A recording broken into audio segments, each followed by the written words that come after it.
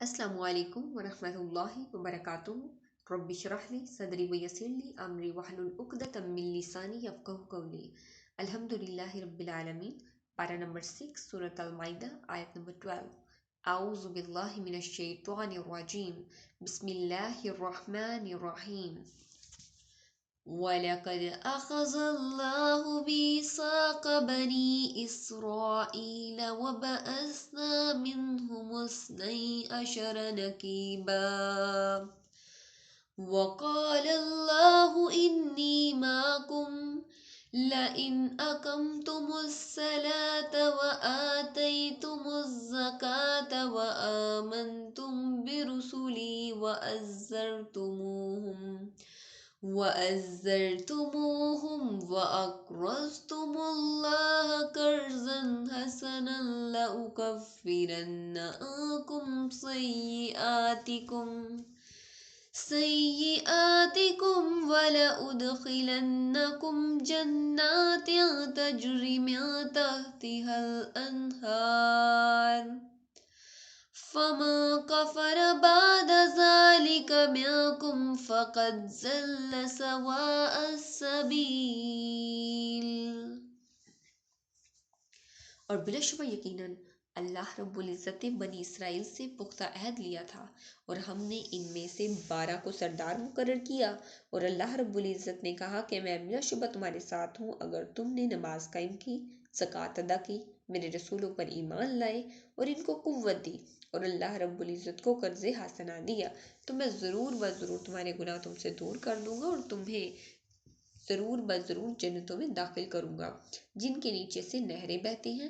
چنانچہ اس کے بعد بھی تم میں سے جس نے کفر کیا تو یقیناً وہ سیدھی راہ سے بھٹک گیا۔ اس آیت میں دیکھتے ہیں کہ جن لوگوں نے اللہ رب العزت سے کیے گئے وعدے کو توڑا، اب کن لوگوں نے کیے گئے وعدے کو توڑا؟ یہودیوں کی یہاں پر بات ہو رہی ہے۔ یہاں پر اللہ رب العزت فرماتے ہیں بنی اسرائیل میں سے ہم نے پختہ عہد لیا تھا اور ان میں 12 سرداروں کو مقرر کیا تھا۔ یہاں پر اللہ رب العزت نے کچھ شرطیں بھی عائد کی ہیں۔ اگر تم نماز قائم کرو گے، زکوٰۃ ادا کرو گے، رسولوں پر ایمان رکھو گے جو پہلے آ چکے اور جو بعد میں آئیں گے، اور اسی طرح تمام کے تمام رسولوں پر ایمان لانا ضروری ہے۔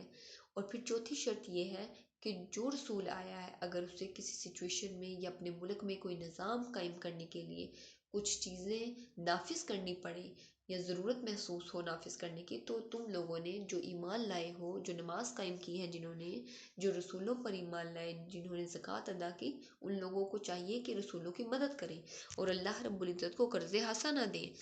اس سے پتہ چلتا ہے کہ زکوٰۃ کے علاوہ بھی بعض اوقات پھر بھی مال کی ضرورت پیش آ جاتی ہے، اس لیے اللہ رب العزت فرماتے ہیں کہ اللہ رب العزت کو قرض حسنہ دو۔ اس سے ایک چیز یہ بھی پتہ چلتی ہے کہ نماز اور زکوٰۃ کسی بھی حالت میں معاف نہیں ہے، کیونکہ عبادات سے جو انسان ہے وہ اللہ رب العزت کے قریب رہتا ہے، اللہ رب العزت سے ڈرتا رہتا ہے، معاملات سارے کے سارے انسان کے جو ہیں وہ درست رہتے ہیں۔ جو زکوٰۃ ادا کرتے ہیں وہ معاشرے میں اس سے زکوٰۃ ادا کرنے سے خوشحالی آ جاتی ہے، تمام غریب غربا مساکین لوگوں کی مدد ہو جاتی ہے۔ پھر اسی طرح ہم یہ بھی دیکھتے ہیں کہ جہاد کا حکم بنی اسرائیل سے پہلے کسی بھی امت میں نہیں تھا۔ جہاد کا حکم سب سے پہلے بنی اسرائیل حضرت موسیٰ علیہ السلام پر آیا۔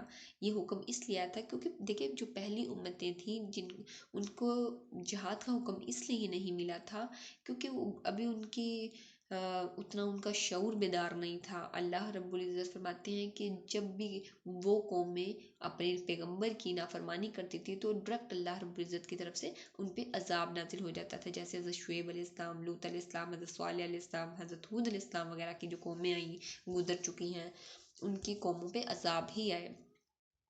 اسی طرح اللہ رب العزت نے حضرت موسیٰ علیہ السلام کو جہاد کا حکم دیا کیونکہ انسانیت میں اس وقت شعور آ چکا تھا۔ اللہ رب العزت نے فرمایا اب تم لوگ خود جہاد کر کے اللہ رب العزت کے دین کو آگے پھیلاؤ، اللہ رب العزت کے دین کو بلند کرو۔ یہاں تک کہ قرض حسنہ کے بارے میں قاری ثناء اللہ صاحب، یہاں پر اب قرض حسنہ کے بارے کی ہم بات کرتے ہیں کہ قاری ثناء اللہ صاحب نے کہا کہ اگر کسی جگہ پر کوئی شیخ یا مفتی نہیں ہے تو لوگوں کو چاہیے کہ اخلاقیات کی تربیت اب کہاں سے لوگ کریں؟ تو لوگوں کو چاہیے کہ شیخ یا مفتی کے لیے جو لوگوں کی اخلاقیات کی تربیت کر سکیں دنیا میں کہیں بھی ہو، شیخ یا مفتی، تو اسے بلایا جائے، اسے تنخواہ دی جائے اور اس کے کھانے پینے کا پراپر بندوبست کیا جائے تاکہ وہ لوگوں کو اچھی اخلاقیات کی تربیت دے، اسلام کی تربیت دے۔ اگر ایسا نہ ہو تو لوگوں کو جو لوگ ہیں وہ دین سے کتنا دور ہو جائیں، فتنہ عام ہونے لگے، جیسے کہ آج کل کے جو ہمارے جنریشن ہے وہ کس قدر دین سے دوری کی وجہ سے قباحتوں کا شکار ہو رہی ہے۔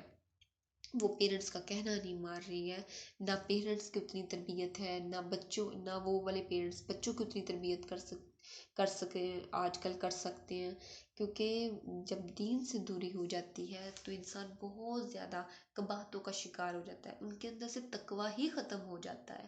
دیکھیں اللہ رب العزت فرماتے ہیں قرض حسنہ، آج کل کیا ہو رہا ہے دین کی دوری کی وجہ سے، زکوٰۃ کے ہی پیسوں سے۔ دیکھیں ایک چیز ہوتی ہے فرض، جیسے کہ فرض نماز ہوتی ہے، اس کو تو چھوڑنا ممکن ہی نہیں ہے، نوافل میں آپ لوگ کی گنجائش ہے، چھوڑ لو تو گناہ نہیں ہے، پڑھ لو تو ثواب ہے۔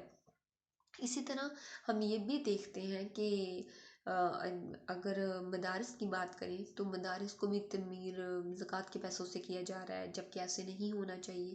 زکوٰۃ کے علاوہ بھی مال کی جو ضرورت ہوتی ہے وہ بیسیکلی قرض حسنہ ہے۔